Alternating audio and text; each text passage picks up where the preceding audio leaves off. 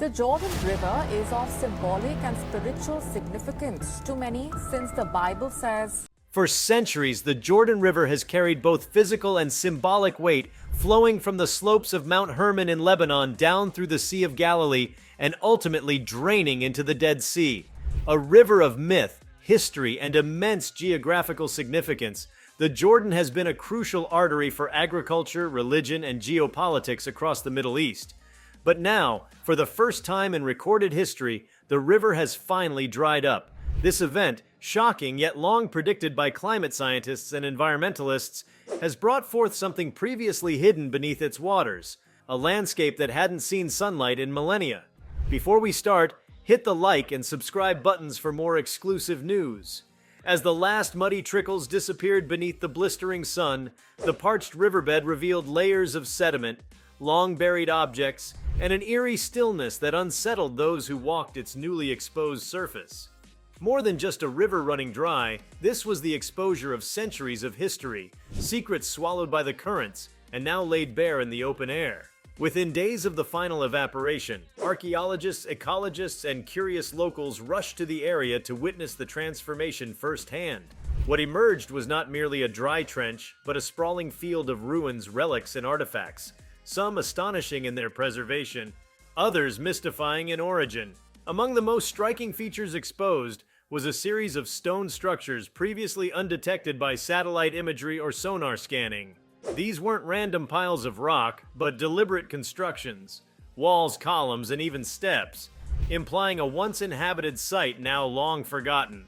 The alignment and pattern of these structures hinted at a lost settlement or perhaps a ceremonial complex that predates any known civilization in the area. The question quickly arose: who built this and why here at the bottom of what had been one of the most significant rivers in human history? Excavation teams moved quickly to survey the area. What they uncovered was astonishing. Pottery fragments etched with unfamiliar symbols, metallic tools composed of alloys not known to exist in this region during any documented era, and skeletal remains of humans buried in unusual positions, all emerged from the soil like echoes from a vanished world. The remains weren't just ancient, they were remarkably intact, as if the river had not only buried them but preserved them in its gentle silt. These findings upended existing timelines and forced a re-evaluation of human settlement patterns in the Jordan Valley. The implications stretched beyond archaeology. As environmentalists examined the riverbed, they found thick deposits of industrial sludge, long settled into layers like geological time markers of humanity's pollution. These strata told a darker story, one of chemical runoff, agricultural waste, and untreated sewage. While the topmost layers bore the signs of recent decades, deeper layers hinted at pollution stretching back centuries, suggesting that human impact on the river's health was far older than previously thought. What was once seen as a sacred body of water now presented itself as a silent victim of cumulative neglect. One of the most haunting discoveries was a massive fissure that ran almost the entire length of the now dry riverbed. It appeared to be a result of tectonic movement, likely hidden for eons beneath the river's flow. This fissure, jagged and deep, seemed almost symbolic, a literal rupture of the region's ecological balance. Geologists speculated it might be connected to the Great Rift Valley, adding an entirely new dimension to the understanding of the area's geological instability.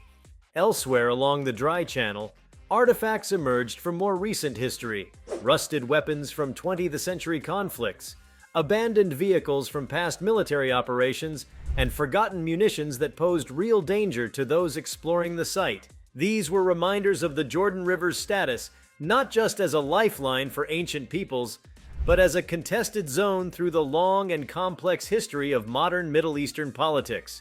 As religious scholars joined the exploration, attention turned to locations that had long been thought to exist along the river's path, but had never been physically confirmed.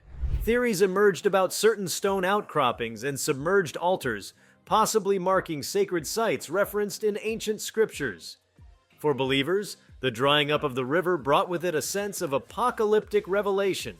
Centuries-old questions about the river's biblical associations, baptisms, crossings, and divine encounters seemed to hang heavily in the air.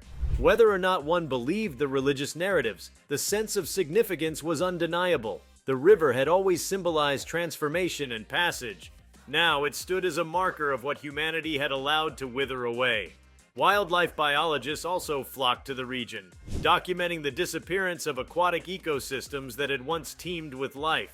The fish, amphibians, and migratory birds that depended on the Jordan had either vanished or moved on. The reeds that once lined its banks stood brown and brittle, and the croaking of frogs, once an evening chorus, was replaced by silence. Nature had retreated, leaving behind only a memory. What made the event even more gripping was how sudden the final disappearance felt, even though it had been decades in the making. The river's flow had been declining for years, siphoned off by agriculture, dammed for hydroelectric projects, and depleted by industrial use. Rainfall patterns shifted with climate change, and snowmelt from the mountains above became increasingly unreliable. The writing had been on the wall for generations, but no one had imagined the end would come with such finality. When the last channel ran dry, it wasn't just a physical transformation, it was a cultural and ecological reckoning. In cities and villages nearby, the emotional toll was profound. Elders spoke of swimming in the river as children, of ceremonies held on its banks, of stories passed down from generation to generation that all tied into the water's presence. The river was more than water. It was identity, history, and belonging. Its disappearance left not just a hole in the ground, but a wound in the hearts of those who had known it all their lives.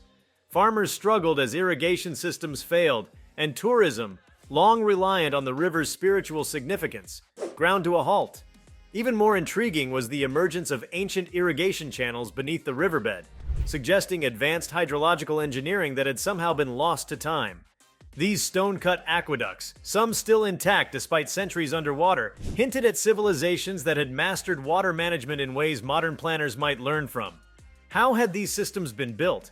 Why had they failed? And could answers from the past help inform the future? For scientists, the drying of the Jordan River became a case study in cascading failure, where human intervention, climate change, and geopolitical tension combined to break a system once considered eternal. The warnings had been there in shrinking tributaries and declining fish populations, and in salinity measurements taken over the years. But as with many environmental crises, the response had been too slow, the action too fragmented. Now, as the riverbed lay exposed, the cost of inaction was painfully visible. The river's former path was soon crisscrossed with researchers, surveyors, and drones, all trying to catalog what they found before the inevitable happened. Before dust storms began to reclaim the valley, or before opportunistic looters stripped it of its treasures. Time became a precious commodity. Each new discovery added to the sense of urgency. Radiocarbon dating labs buzzed with samples, museums scrambled to house artifacts safely. Universities launched new departments dedicated to the Jordan River event, as it began to be called in academic circles. Satellite imagery, once used to monitor water levels, was now repurposed to map the dry riverbed in exquisite detail. From above, patterns emerged that couldn't be seen at ground level. Geoglyphs, agricultural zoning, and even roadways that predated modern infrastructure. These patterns told stories of ancient migration, trade, and settlement. They also revealed how the landscape had changed over time, not just due to natural processes, but as a direct result of human interference. International interests surged. Environmental groups, heritage organizations, religious institutions, and governments debated over who had rights to the findings and how to proceed. Was this a local tragedy or a global warning? Should the river be restored, or should it be left as a preserved archaeological site? Could anything even be done to restore it, given current climate trajectories? The drying of the Jordan River served as a mirror, reflecting humanity's choices and priorities. It wasn't just about one river, it was about all rivers, all ecosystems strained under the weight of development, consumption, and neglect. The event became a rallying point for a new kind of environmentalism, one rooted not just in science but in cultural memory and spiritual urgency. The message was stark. Even the most iconic, most sacred parts of the earth are not immune to collapse. This transformation of a once mighty river into a dry, archaeological dig site was more than a shift in landscape. It was a shift in consciousness. People who had never before considered the fragility of freshwater systems now spoke with the urgency of believers. Debates turned from theoretical to immediate. What would it take to prevent the next river from drying?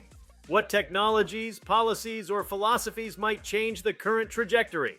If you liked this video, please give it a like and subscribe to our channel. Also, could you leave your comments below and tell us? What are your thoughts on the Jordan River drying up? What do you expect emerges? We want to hear from you. Thank you for watching, and see you next time.